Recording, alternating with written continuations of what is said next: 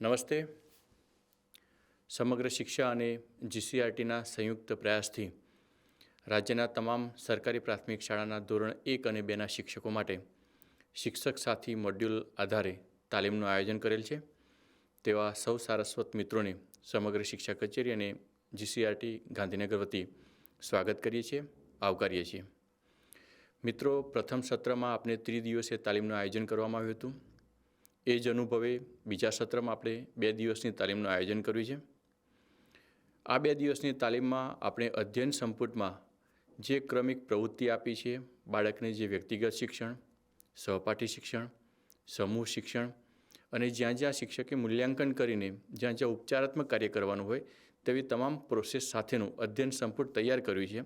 તેનું શિક્ષકે પોતાના વર્ગખંડમાં કેવી રીતે ઉપયોગ કરવો તે વિષયની આપણે 2 દિવસીય તાલીમ યોજવા જઈ રહ્યા છીએ. તે તબક્કે આપ સર્વે મિત્રોને આવકારીએ છીએ. આ 2 દિવસ દરમિયાન પહેલા દિવસે ગુજરાતી અને બીજા દિવસે ગણિત અધ્યયન સંપુટમાં શિક્ષકે પોતાના વર્ગખંડમાં કેવી રીતે કામ કરવું, કયા કયા પ્રયાસો અને કઈ કઈ સામગ્રીનો ઉપયોગ કરવો તેની સમજ આપવામાં આવી છે.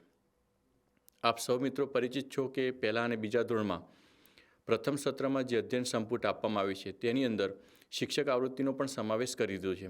એટલે અલગથી આપણે શિક્ષક આવૃત્તિ આપેલી નથી. છતાં પણ આ વર્ષે આપણા અનુભવો અને ફીડબેકના આધારે જો જરૂર જણાશે તો આગામી વર્ષ માટે વિચારીશું. હાલમાં જે અધ્યયન સંપુટ આપવામાં આવ્યું છે જેમાં બાળકને જે સ્ટેપમાંથી પસાર થવાનું જાય એ સ્ટેપ ક્રમિક રીતે પસાર કરવા માટે આપણે નમ્ર વિનંતી છે. એટલે અધ્યયન સંપુટમાં જે 1 થી 15 પ્રવૃત્તિ કોઈ પાઠમાં હોઈ શકે, કોઈ પાઠમાં 1 થી 20 પ્રવૃત્તિ પણ હોઈ શકે, કોઈકમાં 30 પણ હોઈ શકે. મિત્રો, આપણે એ ધ્યાન પર લાવીએ કે એ પ્રવૃત્તિ એટલી મોટી નથી, પરંતુ એને નાના નાના ટુકડામાં વહેંચવામાં આવેલી છે. વહેંચવાનું કારણ એ જ છે કે જે રીતે આપણે કહીએ કે કીડીને માથે લાડવો મૂકીએ તો કીડી મરી જાય, ભૂકો કરી ભભરાવીએ તો હોંશે હોંશે ખાય. આપણે એ પેડાગોજીને પણ આમાં ધ્યાને લેવાનો પ્રયાસ કર્યો છે કે ધોરણ 1નું બાળક હોય, ધોરણ 2નું બાળક હોય, આ નાના બાળકો, બાલવાટિકાનું બાળક હોય, તો આ બધા બાળકો જે છે એને હળવેથી, પ્રેમથી, ભાવથી અને આનંદ સાથે શિક્ષણ મળે એના પ્રયાસો શું હોઈ શકે? તો એને આપણે એક્ટિવિટી બેઝ લર્નિંગ પ્રોગ્રામ એટલે પ્રવૃત્તિ દ્વારા જ્ઞાન, એમાંથી પ્રજ્ઞા એ શબ્દ આપણે જે તે સમયે અમલીકૃત કર્યો હતો. આ એક્ટિવિટી બેઝ લર્નિંગ પ્રોગ્રામમાં બાળકને રમત સાથે શિક્ષણ મળે, બાળકને થોડી પઝલ સાથે શિક્ષણ મળે, બાળકને પિયર ગ્રુપ લર્નિંગ મળે, સહપાઠી શિક્ષણ આપણે જે કહીએ છીએ. આ રીતે બાળક જ્યારે પોતાના અનુભવમાંથી પસાર થાય, આપણે સાહજિકતાથી કહી દઈએ કે ભાઈ 1 થી 5 લખતો થઈ ગયો, તો લખતો થઈ ગયો એના કરતાં સમજ સાથે લખતો થઈ ગયો એ વધારે મહત્ત્વનું છે. બાળક કોઈક વાક્ય વાંચી દે, બાળક કોઈક શબ્દ વાંચી દે, પરંતુ એ શબ્દ અથવા વાક્ય શું કહેવા માગે છે એની ખબર ન હોય તો એની સમજ નથી કેળવાઈ, એ મુદ્દો મહત્ત્વનો બની જતો હોય છે. એટલે આપ સર્વેને વિનંતી રહેશે કે આપ પહેલા સત્રમાં જે અધ્યયન સંપુટ ચલાવ્યું હોય એ અધ્યયન સંપુટમાં કોઈ લેખન કાર્ય કરવાનું બાકી હોય, કોઈ પ્રવૃત્તિ કરવાની બાકી હોય, જેમ કે 1, 2, 3, 4, 5 એવા પાઠ આપેલા હોય, એ અધ્યયન સંપુટના આ પાઠની પ્રવૃત્તિમાં જો કોઈ બાળકનું કામ બાકી હોય તે પૂર્ણ કર્યા બાદ જ બીજા સત્રમાં જે આપણું અધ્યયન સંપુટ આપણે આપેલું છે બાળક માટેનું, એમાં બાળકને કામ કરવા માટે ધીરે ધીરે આગળ વધારજો. એટલા માટે જ આપણે દિવાળી પછીના પ્રથમ સત્રમાં આ વખતે આપણે નિપુણ પખવાડા ઉજવી રહ્યા છીએ. નિપુણ પખવાડા એટલે પાયાની સાક્ષરતા અને અંક જ્ઞાન. દરેક બાળકને પાયાનું સાક્ષરતા એટલે કે પાયાનું જ્ઞાન શું હોય, એટલે કે બેઝિક શું હોય એ તો 100% આવડવું જ જોઈએ. એટલે જ્યારે વેકેશનથી છોકરું આવતું હોય તો એ ભૂલી જવાની શક્યતા બનતી હોય છે. તો આપણે એટલા માટે જ નિપુણ પખવાડા ઉજવી રહ્યા છીએ કે પહેલા સત્રમાં જે બાબતો ચાલી હોય એને થોડું રિવિઝન કરતા હોય. આપણે પત્ર ન કર્યો હોત તો પણ શિક્ષક મિત્રોનો અનુભવ છે કે જ્યારે બાળક નવું આવે સ્કૂલમાં, જૂન મહિનામાં આવે તો પણ અથવા દિવાળી પછી આવે તો પણ આપણે એને થોડા જૂના અનુભવમાંથી નવા અનુભવ તરફ લઈ જતા હોય છે. એ દરેક ધોરણમાં આપણે લાગુ કરતા હોઈએ છીએ. તો એ જ રીતે તમે આગળ નિપુણ પખવાડા જે આપણે 12 થી 15 દિવસ ઉજવવાનું છે તે સરસ રીતે આપ ઉજવશો. પુનઃ આપને ફરી ધ્યાન દોરીએ કે આપને વિવિધ પ્રકારની 30 જેટલી સામગ્રી આપવામાં આવેલી છે. આ બધી જ સામગ્રી કંઈ એકી સાથે એક જ વર્ગખંડમાં બધા જ બાળકોને આપી દેવી, વહેંચી દેવી અને પછી એનું ઇવેલ્યુએશન કરીને પાછી મૂકી દેવી એવો વિષય નથી. આ સામગ્રી આપને એવી રીતે જ આપવામાં આવી છે કે આખા વર્ષ દરમિયાન તમારે અમુક સમય એનો ઉપયોગ કરવાનો છે. દાખલા તરીકે વાત કરીએ કે તમે જ્યારે વ્યક્તિગત શિક્ષણનું કામ કરતા હોય ત્યારે અમુક બાળકો કોઈક અર્લી રીડરમાં કામ કરતા હશે, 2 કો તો સચિત્ર બાળપોથીમાં કામ કરતા હશે, 2 થી 3 બાળકો કો તો ડ્રોઈંગ બુકમાં કામ કરતા હોય. એટલે બધા જ બાળકોનું ઇવેલ્યુએશન અને મૂલ્યાંકન પણ થતું હોય અને દરેક બાળકનું વ્યક્તિગત શિક્ષણ પણ થતું હોય. જ્યારે તમે સમૂહમાં વાર્તા કહો છો, સમૂહમાં ગીત કહો છો, સમૂહમાં પ્રશ્નોત્તરી કરો છો, અમુક પ્રવૃત્તિ પણ એવી હશે જેને તમે સમૂહમાં કરાવવી પડતી હશે. આ બધી જ પ્રવૃત્તિઓના આવર્તનમાંથી એક સારો નાગરિક તૈયાર કરવા તરફની દિશા આપણે જઈ રહ્યા છીએ. એ આપણો પ્રવૃત્તિ દ્વારા જ્ઞાન કાર્યક્રમ છે. એટલે આપને નમ્ર વિનંતી છે કે બધી જ સામગ્રીનો ક્રમિક રીતે વર્ગખંડમાં ઉપયોગ કરાવજો. તમને સત્ર શરૂ થતાં એટલા માટે જ આપી દીધી કે ધીરે ધીરે તમે બાળકને એને ઉપયોગ તરફ સમજાવી શકો છો. આપને ફરી ધ્યાન દોરું કે આપણે જે ચાર્ટ આપવામાં આવેલા છે, તો ચાર્ટમાં કન્ટેન્ટ આપેલું છે, તો તમારા લર્નિંગ આઉટકમને ધ્યાને લઈને કન્ટેન્ટ આપેલું છે. મિત્રો, આપને વાર્તા પુસ્તિકા આપવામાં આવેલી છે. આપ વાર્તા પુસ્તિકા આપ પણ વાંચી શકો છો. એટલે આપને તો કદાચ બધા મિત્રોને ખબર પણ હશે ઘણી બધી વાર્તાઓ અંદર જે છે એ બધી ભૂતકાળમાં આપણે સાંભળેલી વાર્તાઓ છે. એ જ વાર્તાઓને બાળકોને તમારા લેખામાં, તમારા ભાવ સાથે, તમારા વિચાર સાથે અને તમારા સ્થાનિક બોલીમાં પણ બાળકો સાથે વાત કરો. જે રીતે માનનીય એસપીડી સાહેબે આપણને વાત કરી કે બાળકને લોકલ લેંગ્વેજ તરફથી પોતાની રેગ્યુલર ભાષા તરફ લાવવા માટેનો પ્રયત્ન કરો, તેને વધારે ગમશે. ડાંગનું બાળક હોય કે કચ્છનું બાળક હોય તો એ ઘરેથી પોતાની સ્થાનિક ભાષા શીખીને આવે છે. એટલે જ્યારે સ્થાનિક ભાષામાંથી જે છોકરું આવતું હોય શાળામાં, ત્યારે તમે ડાયરેક્ટ એને ગુજરાતી ભાષાની વાત કરો તો કદાચ એને અણગમો પણ લાગે, કદાચ શિક્ષક સાથે સેટ પણ ન થાય.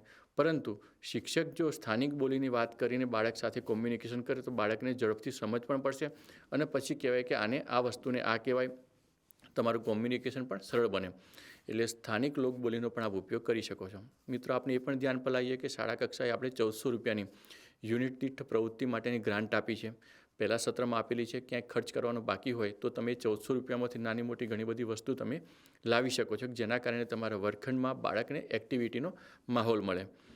આગામી સત્રમાં આ જે સત્ર ચાલુ થયું એ સત્રમાં બાળકોને મીણિયા કલર, ચોકિયા કલર, પેન્સિલ, રબર એ બધાની કીટ પણ લગભગ આવતા મહિને આપવાનું આયોજન થઈ ચૂકેલું છે. તો આપણે પણ આપણા ક્લસ્ટરના સીઆરસી મારફત, એટલે ક્લસ્ટર કક્ષાએ સામાન આવશે જેથી સીઆરસી મિત્રો આપણા શાળા સુધી કોમ્યુનિકેશન કરીને આપને પહોંચાડશે. ઘણીવાર આચાર્ય મિત્રો અથવા શિક્ષક મિત્રો પણ ક્લસ્ટર કક્ષાએ આવતા જતા હોય છે. તો જે રીતે સીઆરસી મિત્ર કહે એ રીતે તમે તમારા બાળકો સુધી એ કીટ પહોંચાડવા માટે વિનંતી છે. આ બંને દિવસના તાલીમ વર્ગમાં આપે ખાસ એ ધ્યાન રાખવાનું છે કે આખા દિવસ દરમિયાન શિક્ષકે બાળકોને કેવા કેવા આવર્તનોમાંથી પસાર કરવાનું છે એ ખાસ મહત્ત્વનું છે. આપણે ઘણીવાર એમ કે પાઠ પૂરો કરી દીધો, એવી રીતે પાઠ પૂરો નથી કરવાનો. એ પાઠની સમજ કેળવવા માટે, એ પાઠના લર્નિંગ આઉટકમ સમજવા માટે, એ પાઠના કરિક્યુલમ ગોલને ધ્યાને લઈને શિક્ષકે એ જે પ્રવૃત્તિ લખેલી છે એ બધા જ પ્રવૃત્તિઓના સ્ટેપમાંથી બાળક પસાર થાય એવો ખાસ પ્રયાસ રાખવા માટેનો પ્રયત્ન કરવા માટે વિનંતી છે. કેમ કે જો કોઈ પ્રવૃત્તિ કુદાડી દેવામાં આવે તો બાળકને સમજ ના હોય અને બાળક સીધો જવાબ લખી દે એ અપેક્ષિત નથી.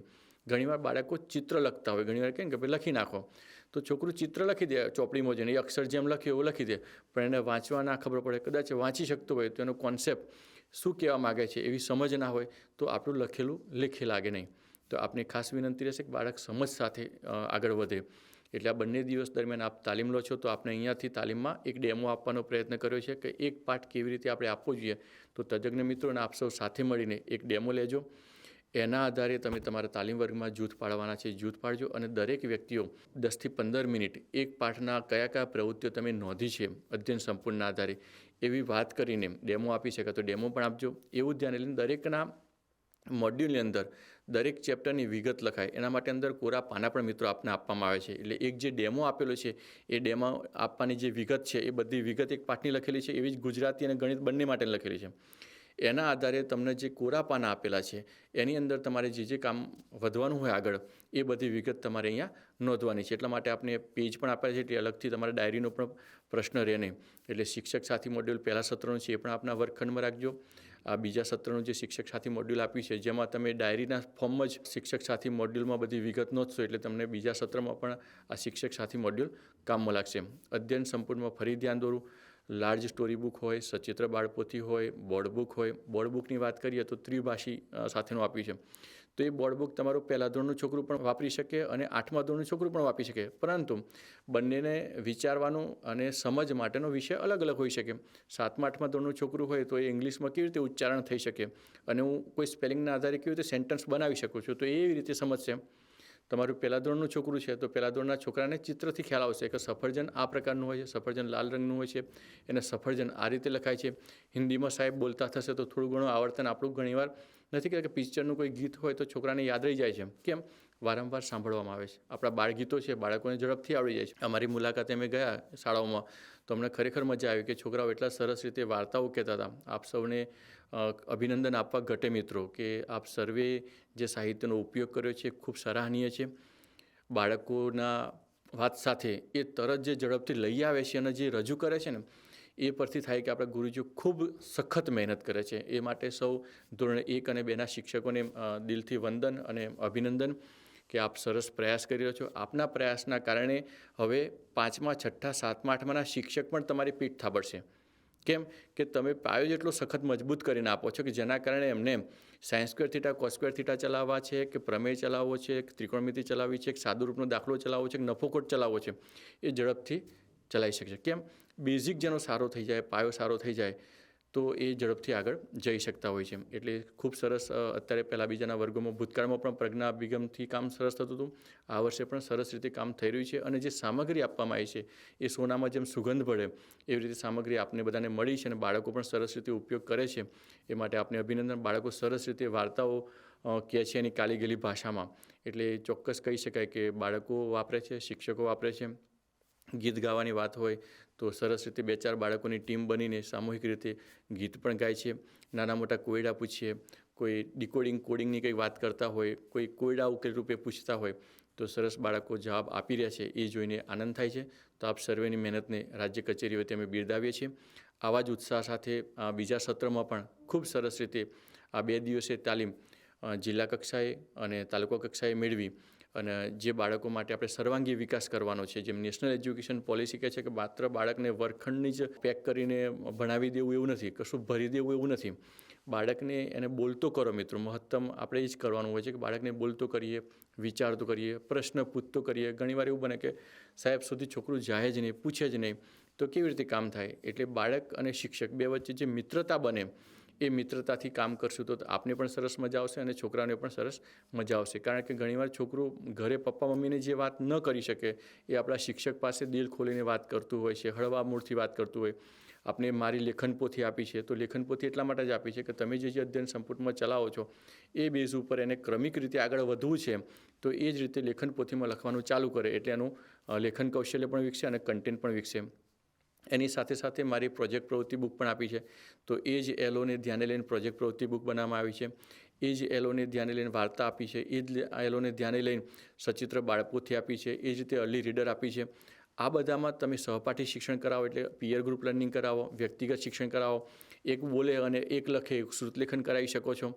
આમ એકબીજા સાથેનું કોમ્યુનિકેશન વધશે, એકબીજા છોકરો અંદર ચકાસે, સાહેબ પાસે બતાવવા માટે આવે. આવું એકબીજા સાથેનું જે નાતો બંધાશે એનો મતલબ કે ખિલખિલાટ થશે. તો જ બાળકોને ભણવાની પણ મજા આવશે અને તમને પણ ભણાવવાની મજા આવશે. તો આ બધા જ પ્રકારની જે એનસીઈઆરટીની કિટ સાથેની જે સામગ્રી આપવામાં આવેલી છે બધી જ સામગ્રીનો નિયમિતપણે ઉપયોગ થાય. બધા જ ચાર્ટને વારાફરતી બાળકો વાંચે, અનુભવે. બધી જ સામગ્રીનો ઉપયોગ કરવા દેજો. આપને નમ્ર વિનંતી રહેશે કે જે સામગ્રી આપવામાં આવી છે એ સામગ્રીનો નિયમિતપણે ઉપયોગ થાય તો બાળકોનો જે સર્વાંગી વિકાસ કરવાનો છે આપણે કરી શકીશું. તો તાલીમના 2 દિવસ અંગે આપ સર્વેને ખૂબ ખૂબ શુભકામનાઓ. અને જેમ પુનઃ ધ્યાન દોરું કે માનનીય એસપીડી સાહેબે કહ્યું એ રીતે નેશનલ એજ્યુકેશન પોલિસીને ધ્યાને લઈ, નેશનલ કરિક્યુલમ ફ્રેમવર્કને ધ્યાને લઈને આપણે સ્ટેટનું કરિક્યુલમ ફ્રેમવર્ક છે એ બધાના જે આવર્તનો છે એ આવર્તનો મુજબ બાળકનો સર્વાંગી વિકાસ થાય, બાળક બોલતો થાય, વિચારતો થાય અને સમજ સાથેનું લેખન કરતો થાય એ અપેક્ષા સાથે સૌને સુંદર રીતે સરસ કાર્ય કરવા માટે ખૂબ ખૂબ શુભેચ્છાઓ. સૌને આ 2 દિવસની તાલીમ દરમિયાન ખૂબ સરસ રીતે પોતાનું અધ્યયન કાર્ય કરો અને વર્ગખંડમાં ખૂબ ઉત્સાહ સાથે જોડાયેલા રહો એવી આપની પાસે અપેક્ષા છે. સૌને આભાર.